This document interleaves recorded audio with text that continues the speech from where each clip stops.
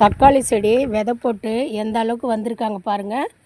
இந்த மாதிரி இருக்கும்போது தான் நம்ம நடணும். ஒரு ஜானுக்கு மேலே 6-7 இலைகள் வந்துட்டாங்க. இப்படி தான் இருக்கணும். தக்காளி செடி நடவு செய்யும்போது இந்த மாதிரி செஞ்சிங்கன்னா பலன் வந்து ரொம்ப அதிகமாக இருக்குமா. அதே மாதிரி காலை நேரத்தில் 8 மணிக்குள்ளே நடுறதா இருந்தால் நடலாம்.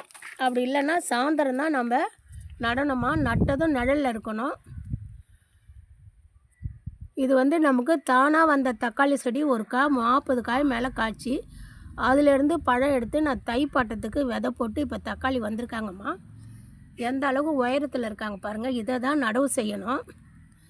நடவு செய்யும்போது அதுக்கு என்னென்ன தேவை, கொக்கோஃபிட்டு, எம்சாண்டு, மண், மாட்டு சாணம், செத்தை இதெல்லாம் போட்டு இதில் தக்காளி செடியை ஒன்று எடுத்து வச்சு அதுக்கு தண்ணி ஊற்றி, வெயிலாக இருக்குன்னா வச்ச அன்றைக்கி மட்டும் நிழலில் இருக்கணும்.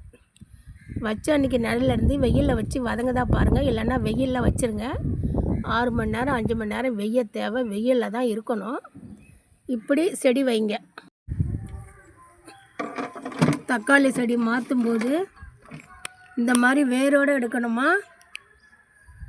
வேரோடு எடுத்துருக்கேன் பாருங்கள். வேர் நம்ம மண், தோட்ட மண், வேர் இருக்கிற மண், தோட்ட மண் எடுத்துட்டோமா. ஒவ்வொரு ஜாடிக்கு ஒன்று தான் வைக்கணும். இது 2 நான் தனியாக வச்சுக்கிறேன். எப்போ எடுத்தாலும் வேறு மண்ணோடு எடுக்கணுமா. அப்போ தான் அவங்களுக்கும் பலன், நமக்கும் பலன். இப்போ இந்த தண்டு இருக்குது பாருங்கள். இது வரைக்கும் மண் போடணும் நம்ம. இந்த தண்டு, இந்த ஸ்டிம் இருக்குது பாருங்கள். இது வரைக்கும் மண் போட்டால் வளையாத நல்லா ஸ்ட்ராங்காக வளருவாங்க. இந்த மாதிரி ஸ்டெம் வந்து தண்டித்து போயிருக்கணும். இந்த தண்ணி வச்சிட்டோமா. இது வரைக்கும் மண் தள்ளிட்டேன்.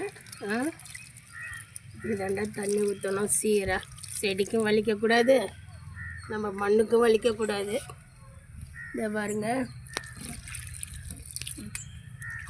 ஈவினிங்கில் வைக்கணும். ஆனால் காலையில் வச்சுருக்கேன் நான். ஏன்னா எனக்கு ஈவினிங் ஒர்க் இருக்குமா. காலையில் வச்சாலும் இப்போ நான் இதை நிழலில் வச்சுருவேன். ஃபுல் நிழலில் வைப்பேன். ஒரு 2 ஹவர்ஸ் வெய்ய இருந்தால் போதும். இப்படி தான் நம்ம தண்ணி ஊற்றணும். தொட்டியும் கழுவி விட்டாச்சு அழகாக. சரிங்களா. இப்போ இது வந்து நம்ம வீட்டில் வைக்கிற செடி. இதில் பூ பூத்து காய் பிஞ்சு விட்டு காய் வர்ற வரைக்கும் குழந்தைங்களோ பேரம்பேத்திங்களோ எடுத்து வந்து அந்த செடியை காட்டுங்க. பிஞ்சு வைக்கிறது, பூ வைக்கிறது, காய் காய்க்கிறது, அதை பெருட்டு சமையலில் போகிறதெல்லாம் அவங்களுக்கு காட்டிங்கன்னா அவங்க ரொம்ப விருப்பப்படுவாங்க. கடையில் வாங்கிறது அது ஒரு ஸ்டேட்டஸ்மா. நமக்கு தேவை எல்லா பொருளும் கடையில் வாங்கினா அது ஒரு ஸ்டேட்டஸ். ஆனால் நாம் இந்த மாதிரி தக்காளி வச்சு சாப்பிட்றது ஒரு சாட்டிஸ்ஃபேக்ஷன், ஒரு மனசு நிம்மதி. நம்ம வீட்டில் காய்ச்சது நம்ம தக்காளி செடின்ற ஒரு நிம்மதி. 2வது தண்ணி வந்து இந்த இடம் காயணும். இப்போ இன்றைக்கி தண்ணி ஊற்றிட்டு போனால் நாளைக்கு வந்து பார்த்திங்கன்னா அது மேலோட்டமாக காஞ்சிருக்கும். கொஞ்சம் கொஞ்சம் ஊற்றணும், நிறையா ஊற்றக்கூடாதுமா. தண்ணி ஊற்றி கீழே போகக்கூடாது. மரமாக இருந்து மரச்செடிங்க, பெரிய பெரிய செடிங்க வச்சிங்கன்னா 2 மக்கு ஊற்றலாம். இந்த மாதிரி சின்ன சின்ன செடிங்களுக்கு அரை தான் இந்த மேல் மண் ஈரப்படணும். இப்படி தான் தண்ணி ஊற்றணும். தண்ணி ஊற்றும்போது நல்லா வெய்ய நேரத்தில் ஊற்றக்கூடாது. நிழல் நேரத்தில் காலை 8 மணிக்குள்ளே மாலை 6 மணிக்கு மேலே ஊற்றணும். இதை இன்னும் செடி இந்த அளவுக்கு வளர்ந்துட்டாங்கன்னா அவங்களே கொஞ்சம் காற்றுல சாய்வாங்க.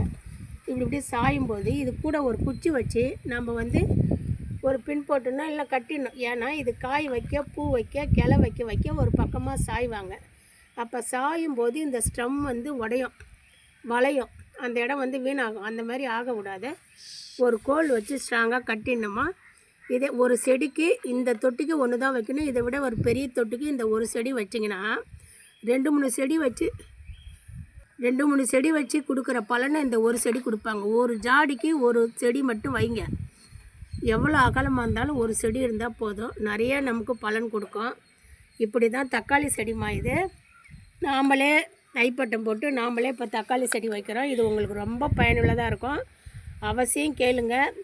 தேவையில்லாதெல்லாம் நம்ம பேசலை. உங்களுக்கு எது தேவைப்படுமோ அதை தான் பேசியிருக்கேன். இதை பாருங்கள். இன்னும் ஒரு தக்காளி செடி கூட இருக்குது. வருஷத்துக்கு பலன் தர்ற இந்த செடி, வருஷத்துக்கு பலன் தர்ற முள்ளு செடியில் நிறைய இடம் இருக்குது. ஒரு சில இடம் செடியில் நிறைய இடம் இருக்குது. அந்த முல்லை செடியில் வைக்க போகிறோமா. இதே மாதிரி நீங்கள் செடி வச்சு பயன்பெறணும். இப்படியே இந்த செடி வச்சுட்டோமா, இதில் ஒரு பியூட்டி வந்து நம்ம மருந்து இல்லாத சாப்பிட போகிறோம். ஒன்லி இதுக்கு இயற்கை தான் கொடுப்போம். மருந்து இல்லாத சாப்பிட்றது, நம்ம விளைவிச்சு சாப்பிட்றது, இயற்கையாக சாப்பிட்றது நமக்கு எவ்வளோ சாட்டிஸ்ஃபேக்ஷன் பாருங்கள். இதை வந்து ஃபாலோ பண்ணுங்கள். நம்ம காய்கறிங்க வேஸ்ட்டு நீங்கள் குப்பையில் போடுறதுல கூட செடி வருங்கம்மா. அங்கங்கே துளுத்து வந்தால் கொண்டு வந்து நட்டு வைங்க. தேங்க்யூம்மா. சப்ஸ்கிரைப் பண்ணுங்கள், கமெண்ட் பண்ணுங்கள், ஷேர் பண்ணுங்கள். நன்றி.